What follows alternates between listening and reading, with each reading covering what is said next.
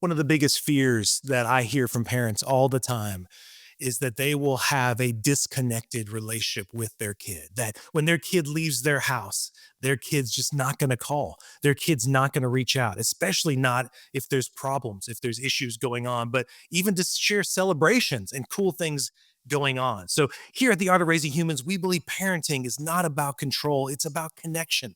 And today we're diving in to one of the most important and often overlooked parts and goals of parenting: building a connected, cohesive relationship with your kids, one that will actually last far beyond childhood. It will actually stand the test of time. We're going to talk about the dangers of disconnection, what's pulling families apart, and how you can build the kind of trust and emotional safety that makes your child want to come to you even as a teen or as an adult. Wouldn't that be awesome?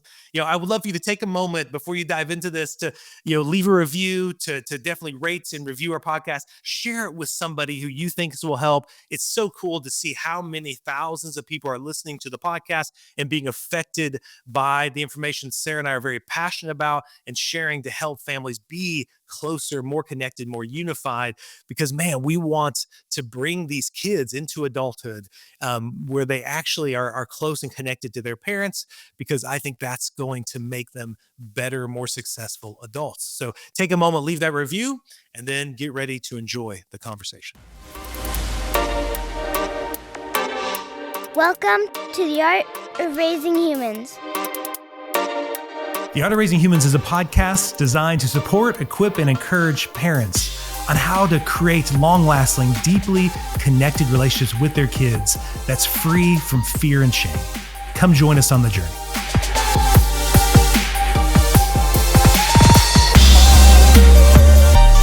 Hello, and welcome to the Art of Raising Humans. I'm Kyle.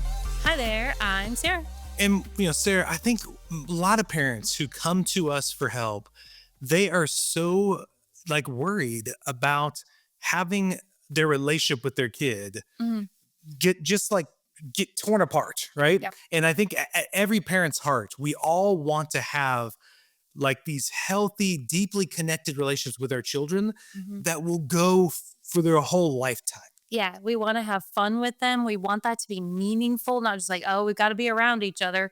But yes, we are hoping to be the old people whose kids come with their families and we're having a great time together and we stay connected. That sounds like a dream. It sounds like an awesome goal. And we really are passionate about learning how to build lifelong relationships with kids. And that's really at the core of almost all that we were wanting to teach parents, is to help them be able to create that kind of environment in their home when the kids are little. So by the time those kids leave, it's just a no-brainer.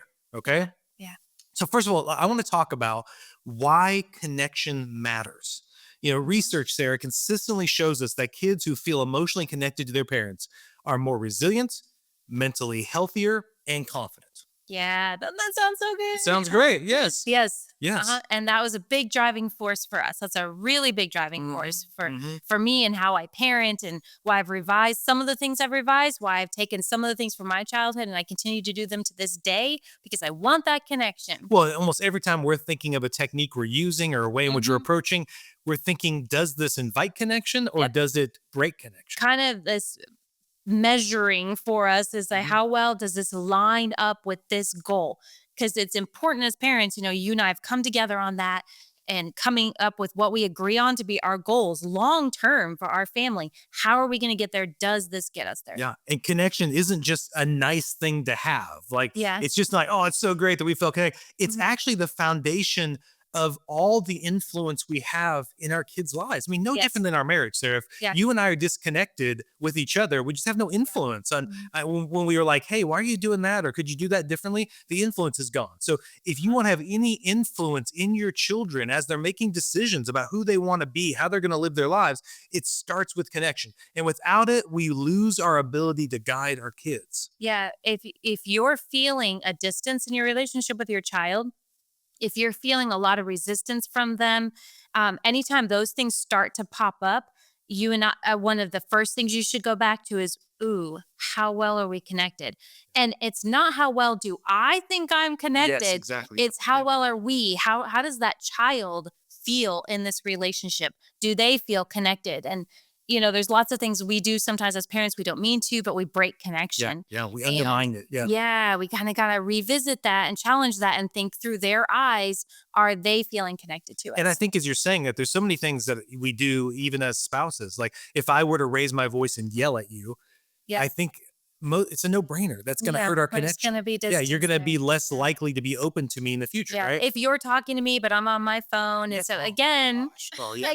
Boom. you're going to feel like, are you? Yes. Do you care? Yes. There's a little, and it's so 100 times more for our children who are so small and vulnerable. And even if they're 15, they're small and vulnerable. Well, I think everybody listening to this podcast, honey, they're very passionate about discipline and how to do discipline in a healthy way, right? Mhm. And how discipline was done to them. They're very conscious of that. Well, connection is what gives discipline its power.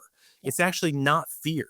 Yeah. Connection is the thing that makes whatever you ask that kid to do, or whenever you're asking them not to do something, fear is just so fleeting, but connection is really much more foundational. Yeah. Mhm. And so that's why we really want to work on that. So let's talk about, Sarah, the dangers of disconnection. So, I mean, this is a fear that a lot of parents have. A lot of parents, to be honest with you, when they come for help, this is what's happening. They're seeking help because they're noticing disconnection. Yeah.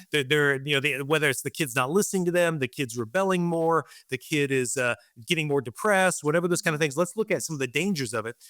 Disconnection doesn't always have to look like yelling. It can be real subtle, right? It can look like busyness. It can look like emotional unavailability. Yeah. It can That look kind like, of shutting down. yeah, Mhm. dismissive, kind of being dismissive of things, constant correction and criticizing, right? So disconnection can look like that. But when kids don't feel seen, heard, or safe, here's what might happen, right? You might start seeing them act out more. Yeah. Start doing classic attention-seeking behavior. Yeah. Yeah. Well, yeah. You always hear all the things you hear parents say all the time, and you feel inside of you all the time, those things that annoy you and what's wrong with you, and yeah, those things.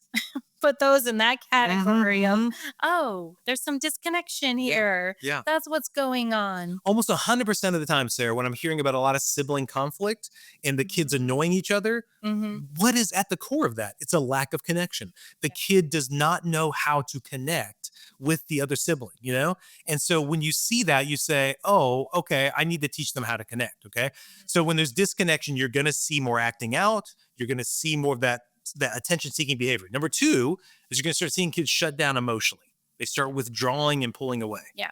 So I think that's so valuable because sometimes in the kids that I worked with, I'd see siblings, and a lot of times there's the one acting out that was being brought in Yes, that's right. or Yeah. talked about, or Yeah. the school was, concerned about this child or focused on this child. But I'd always kind of be curious and shift focus to the other child. It's like, oh, they're just off. Yeah. They're just gone. They're hiding. There's a distance Yeah. there. And even if they're quote unquote good, Yeah, doing what they're asked, being obedient, whatever it is you might think it is. doesn't mean they're connected. Yes, exactly. So Yeah. there's a difference. So you need to look at your child not just for the acting out behaviors, but are they coming to me? Is there a warmth there?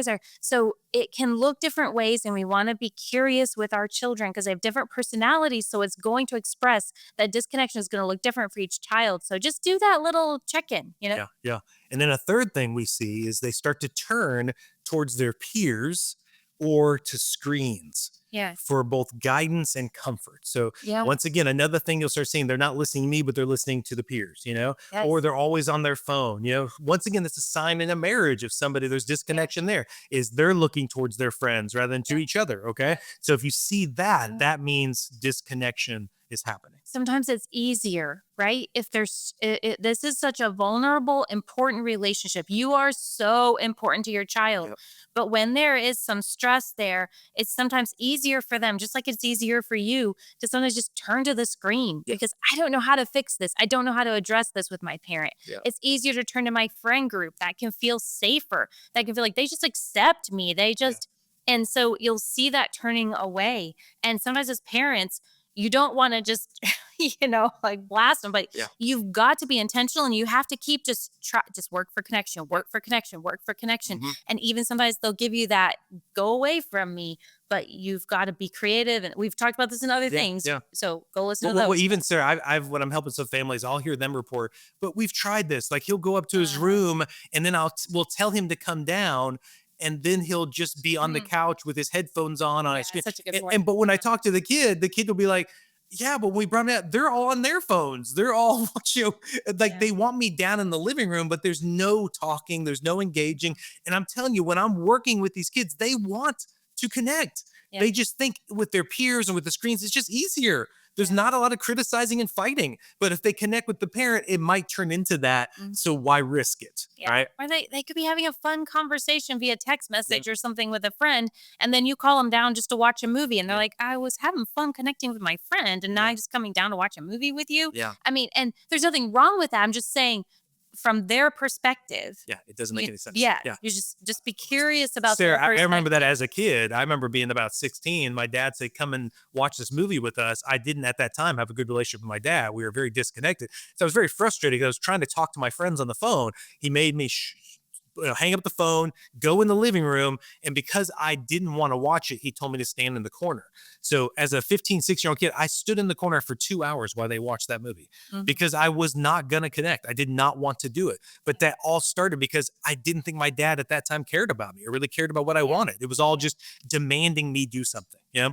So the fourth one that you're looking for is being like when there's disconnection, the dangers of it. They're more vulnerable to outside influences or toxic relationships. You know, so this is when they might start dating somebody or liking somebody who's toxic or having toxic peer groups. But they're also more prone to be influenced through social media and through other types of ways. Of course, we need connection. We're wired for connection, meaning our brains were built to connect with humans. And so if that connection isn't going well with their caregivers, then they're naturally going to be seeking that. Their brain's going to be seeking that other places that feel safe. Yep. And so to wrap that up, we often hear parents say, Sarah, they don't listen to me anymore. That's what they'll comment. Our response who is thinking like, who do they feel most connected to? That's what I'm always curious. Who do they feel most connected to? Because that's who they'll listen to. That's who's influencing them. And if I can help that parent get back to connecting with them more and becoming like in my metaphor, I use a metaphor a lot, Sarah, of an open door. It's like the door has kind of closed to the parent and the door is now more open to that friend or whoever else is influencing them. And so part of the process is we got to get that connection back so the door is more open to you. So therefore they're more open to having influence and listening to you, right? Okay. But now we want to talk about how to do that. If you're struggling with that and you're saying, man, I have a disconnected relationship with my kid, we're going to give you 5 ways. And of course, it's not all the ways you can do it, but 5 ways that we just thought as we were kind of writing this episode. Started. Yeah, to get you started. So There's number lots of one, ways. and all 5 of these, we wrote these down because these are ones that we're very intentional about. Okay. Yeah. Number 1 is prioritize their presence. Meaning like definitely put your phone down, give them eye contact, listen without interrupting them. I mean, kids love to spend time with people that they enjoy, And so I know it's cliche, but it really is vital that if whoever you spend time with is who you're going to the 5 people you spend time with are going to influence you. say that more. No, go ahead. No, what are you going to say? 5 people? Yeah, they say the 5 people you surround yourself with the most, Okay. Yeah. that's going to determine who you are, because That's good. So do you want to be one of the 5 people in your child's life? Yeah. And you can't demand that. Right. You can't demand, make me one of those 5, It really is frustratingly enough. It really is their choice to invite you into that 5. So the first thing is prioritize your presence. So spend time with them, get one-on-one with them, put your phone down, make sure that you are there and not distracted because that's what their friends are doing. That's why they feel valued. That's why they feel loved because they're saying you're important. I want to make time for you. You listen to them and they think what they say is great. So if you're listening to your child and you're critiquing, teaching, I just got to say, instead of just listening and thinking how brilliant they are, it doesn't mean you need to agree with everything. Yeah. That's okay that you don't agree with everything and you can have interesting conversations and things. But if all you're doing is to show up to criticize and teach, you're going to lose your audience. And I know we're in a busy world, in a distracted world, but that even more shows the kid how much you care and love them. But when you put aside those things and make them a priority and don't let other things distract you beyond them. And smile. Yeah, that's a good one. I'm just saying, like, if your child walks in the room and they capture your attention and you smile at them, bam. Well, you're bringing in the second part. I think that smiling thing leads into number 2 is be emotionally available to Uh-huh. them. Like basically, I know we're, lots of parents are running around, rushing here or there, and we're just not available to them when they have emotions. Mhm. We're not there to just sit with them in it. Yeah. We're not there to listen to them and what they're going through. Many times parents get into the car with their kid after school and it's immediately a task list. We got to get to sports. We got to get this done. We got Yeah, to, when you get home, get your homework done yeah, because we've got to, get out to practice by such a yeah. yeah. And there's just not space given to really just be emotionally there. Like for a moment, when they get in your car, take a moment to just, how was your day? And really get into the habit of being like, you're all there for them to just unload their backpack of emotions with you. And you're going to be completely present in that moment and emotionally available to basically validate their feelings, Yeah. be the calm in the midst of their storm. Yeah. And if you are that, then you become the steadying force that they're always going to want to come back and connect with Mhm. when things are unsettling. And you actually don't have to fix everything. Mm-hmm. I mean, especially sometimes you're like, I don't know what to say. Or Yeah, it's if true. you just listen and just Mhm. validate, just thanks for sharing that. Yeah. I can see how it would feel that way. There's just in your own words, whatever that looks like for you, just listen. And it's Yeah. really, really powerful. And as we've said this many times, these things work in marriage too. Yeah. This would be a marriage counselor's, top 5 as well. Mhm. Be emotionally available for your spouse because that's what you are with people you love. Mhm. Okay. Number 3, this is one that I actually didn't have this at all in childhood, Sarah. So I didn't see this much. My mom did it pretty well. My dad struggled with it. It's definitely something I, as a dad, wanted to be better at, but is to be ready to repair and apologize. Yep. Yep. We're going to make mistakes. And we've talked about this before, but again, we can't stress it enough. Own your mistakes. It's Mhm. okay. You're modeling to your child what to do because they're going to grow up and they're going to mess up relationships too. And so you're just going and saying, I messed up. Sorry, I raised my voice. Didn't need to do that. You know, Yeah. make amends. What a cool thing to model. We Yeah. don't have to be perfect. We're going to make mistakes, right? Yeah. And when we do, here's what we do. We go back and we repair. Basically, Dr. Siegel would call that having a toxic rupture and going back and like you're trying to through that repair and that apology, you're getting some of that toxicity out of that moment. And we've got to like model to our kids that connection isn't about being perfect. Yeah. It's about knowing when we mess up and knowing what to do about it. Because kids aren't actually wanting flawless parents. They're not. I've never known a kid that said, "I hope I have a perfect parent." Well, and they know they're not perfect. Yes. So it's okay. Yeah. We're all humans. Yeah, they actually, here's what they actually want. They want parents that are honest and humble enough to take responsibility when they messed up. They will trust you more. Yes. They will respect you more. Yes. Yeah. Yes. They will listen to you more if they know you're willing to do that. Yeah. And how many times did I hear that, Sarah, from teenagers who parents thought the goal was to be perfect. And then every teenager had this moment of like, my parents aren't. My Yeah. parents lie. My parents, deceive. My parents They're do these. hypocritical Yes, about something. exactly. And then all of a sudden their respect goes down the tooth, yeah, right? because you told me you were perfect. and Yeah. You presented Yes. yourself that way. Even Yes. if they don't say it, Yeah. they present themselves as if they're perfect. Yeah. And the sooner they can You're always the problem child, not me. the sooner that bubble can burst, the Mm-hmm. sooner you free them to not feel the need to be perfect people either. Yeah. Okay. And defensive. Yes. Number 4, create rituals of connection. Really be intentional as a family on what kind of rituals? I would like you to think about that. What rituals do we have? Well, what do I mean by that? Well, I mean, like, do we have a bedtime routine where we check in every night so the kid knows that's the moment where mom and dad are going to give me time to really talk about the day? Do we have dinners together? I mean, there's so much research about having dinners together or meals together. Okay. Doing one-on-one time on a regular basis, hopefully each week, but if not, at least monthly, we're connecting and getting that time where the kids can expect it. Are we doing movie nights? Are we doing game nights? Yep. What ways are we as a family creating rituals of connection? Mm-hmm. And yeah, I mean, that one just, I don't know how can't stress that enough. It's you want to build in this thing your child counts on. Yes. Yeah. Because sometimes kids will store things and they're not ready. When they hop in the car and you're like, how was your day? Maybe in that moment, they haven't gotten it all together, but then there'll be this other moment and they'll be ready and they'll know they can count on that moment, that bedtime, whatever it is, that walk that you always go on. And then it'll come out and you need to create those spaces. Yeah.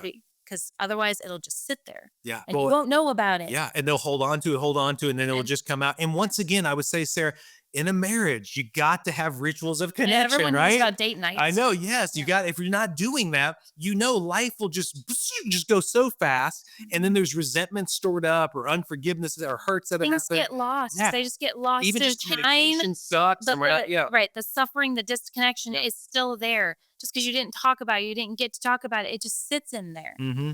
Well, and I'm just thinking about how so many things that you have done real intentional, Sarah, in creating around the holidays and those Mhm, rituals of connection. mhm. The kids look forward to them so much. About, Mom, when are we going to do this or make those cookies or do this, and all those things. Every time, the outcome of those is joy.